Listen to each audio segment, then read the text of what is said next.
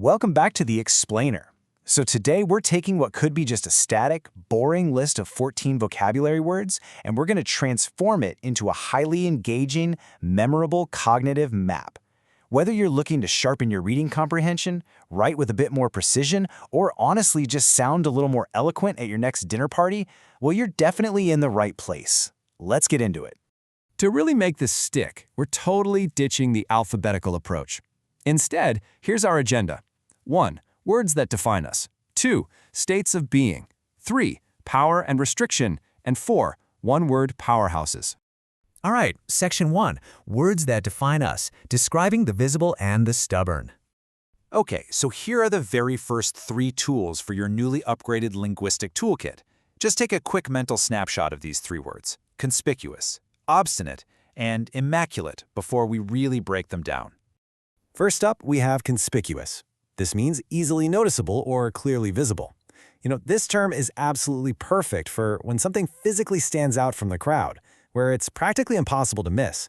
Kind of like a bright buzzing neon sign on a totally dark, quiet street. Now, let's actually contrast that bright, physical visibility with a deeply hidden internal trait. Obstinate, meaning stubborn or not ready to change one's opinion. It perfectly captures a mind that just firmly digs its heels in. Think of a toddler refusing to eat their broccoli, right?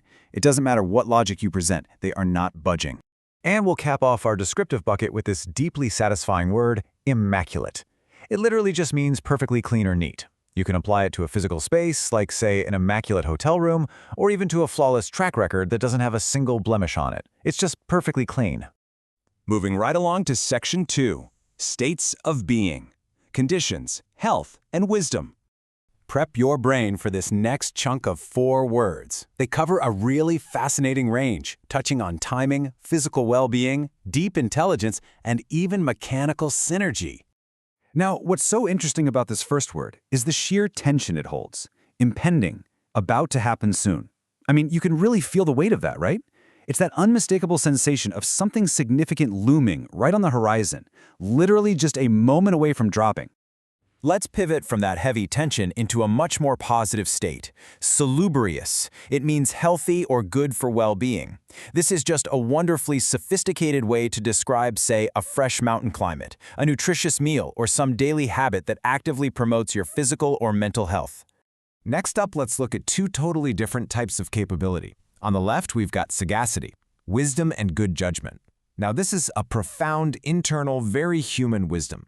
But compare that directly against interoperable on the right, able to work together smoothly. That describes a seamless, external, purely mechanical harmony of systems or technologies successfully talking to one another. Human wisdom versus mechanical teamwork, basically.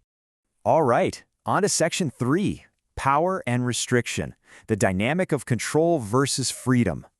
I actually want to introduce these next 3 words to you as kind of a mini narrative arc of a struggle. Think of them almost as characters in a story. We have the cruel oppressor, the heavy burden they impose, and the brave resistance rising up to meet them. First up, the oppressor. Despotic, cruel, and controlling. This word defines an absolute crushing authority. You use this when you really want to emphasize the cruelty and total lack of empathy embedded deeply within a ruler or governing system. Now notice the ultimate contrast right at the heart of our mini-story here. First, the yoke, a physical or metaphorical burden that directly restricts freedom. But pitted directly against it are the valiant, those who are brave and courageous. It's this epic clash, right? The heavy, restricting burden matched blow for blow by an unyielding, completely free spirit. And finally, Section 4. One-word powerhouses. Complex scenarios condensed into a single word. So, here is the exact framework of the 4 powerhouses we're about to unpack. These are those ultimate one-word substitutes that save you from having to use a whole clunky sentence to explain a really complex concept. They are literal game changers for your vocabulary. Let's start with a spark, shall we? Incendiary, a person who deliberately stirs up conflict, rebellion, or violence. The absolutely key word here is deliberately. This isn't an accident. It is the chaotic, highly focused intent of someone who acts as a literal, or maybe metaphorical, match thrown right onto dry kindling. Just listen to how this sounds in context. The speaker's incendiary remarks created tension among the crowd. I mean, imagine a tense movie scene where the quiet murmurs of a crowd suddenly erupt into angry shouts. That is the immediate, visceral impact of an incendiary figure. Okay, let's shift the tone completely away from all that violent, noisy chaos and into a space of quiet, meticulous focus. An epigraphist is a highly specialized scholar, specifically a person who studies ancient writings and inscriptions. Listen to the careful deliberation in this sentence.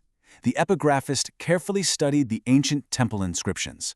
Picture the dust dancing in the sunlight as an expert meticulously works to translate the past. Doing that really anchors the definition in your memory by showing you exactly what this person actually does. Our next powerhouse is exonerate, to prove that someone is not guilty. And the crucial point here is the sheer, overwhelming relief packed into this one single verb. It is literally the ultimate linguistic tool for completely wiping a slate clean. Just hear the weight of it in this quote. The new evidence helped exonerate the innocent man. There is this deep tone of justice and absolute finality there. The evidence didn't just kind of help. It successfully, officially proved his innocence to the entire world.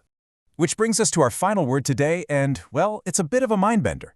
A solipsist is a person who believes that only the self exists, and everything outside one's own mind is merely an illusion. So I just have to ask, if a solipsist is actually right, and none of this is real, who are you learning all these words for? Are we truly communicating right now, or is this entire explainer just a figment of your imagination?